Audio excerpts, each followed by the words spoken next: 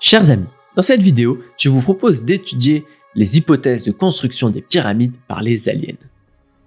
Non, je plaisante. Nous nous éloignerons de l'égyptologie, qui reviendra pour lever nos yeux vers le ciel étoilé. Je vous propose d'observer la Terre vue de l'espace depuis votre balcon. Dans les années 2000, la NOAA, une agence spatiale américaine, a mis en orbite une flotte de satellites météo pour observer notre atmosphère avec la possibilité de recevoir en temps réel l'image de leurs caméras. Ces satellites ont une trajectoire particulière où leur altitude et leur vitesse les fait constamment survoler des zones où c'est soit l'aube, soit le crépuscule. Le satellite suit la ligne jour-nuit. On appelle cela une orbite héliosynchrone.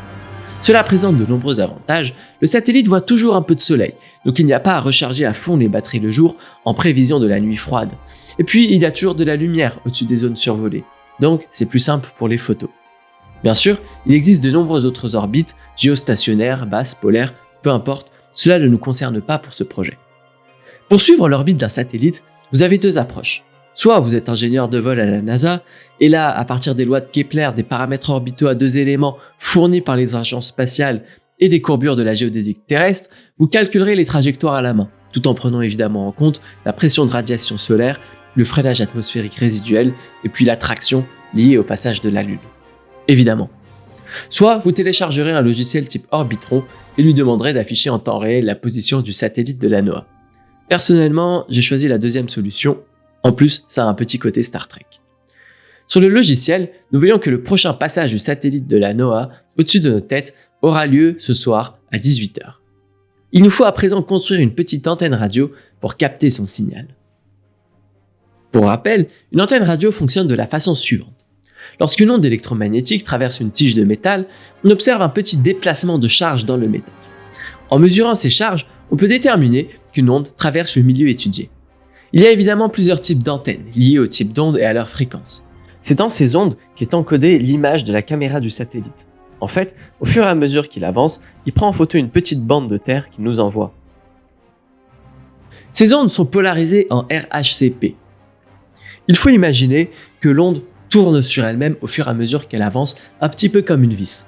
Ce type d'émission est assez classique pour les objets spatiaux, puisque les ondes radio du satellite, lorsqu'elles passent la couche de l'atmosphère, qui s'appelle la ionosphère, celle-là même où on observe les aurores polaires, si elles ne sont pas émises en RHCP, mais dans une polarisation linéaire, elles sont déformées, et donc on recevra moins bien. En ce qui me concerne, j'ai construit une antenne assez simple, dont je vous mets le plan de construction en commentaire.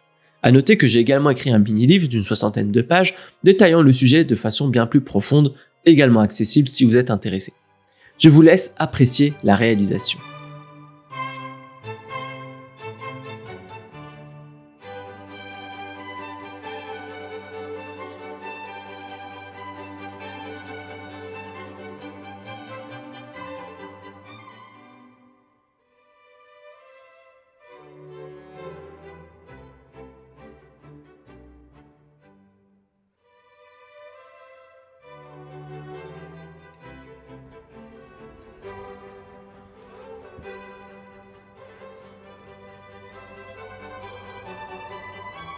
Voilà, une fois que nous avons notre antenne, il faut la connecter à une clé USB captant la TNT et les ondes radio.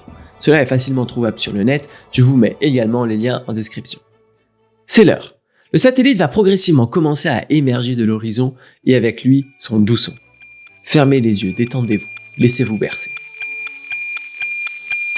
Non, je plaisante, c'est atroce, mais c'est assez incroyable. Au fil du passage, la tonalité change. C'est lié à l'effet Doppler. Oui, c'est comme le pimpon de l'ambulance qui passe devant nous, mais pour un objet spatial qui file à 12 km par seconde. Il suffit à présent d'enregistrer le son qui arrive et le mettre dans un logiciel type NOAA APT pour obtenir le Graal, la Terre vue du ciel. Pour les moins bons en géographie, je vous ai mis ici à quoi cela correspond. On a là un survol du détroit de Gibraltar, et ici la Corse, la Sicile et la Sardaigne.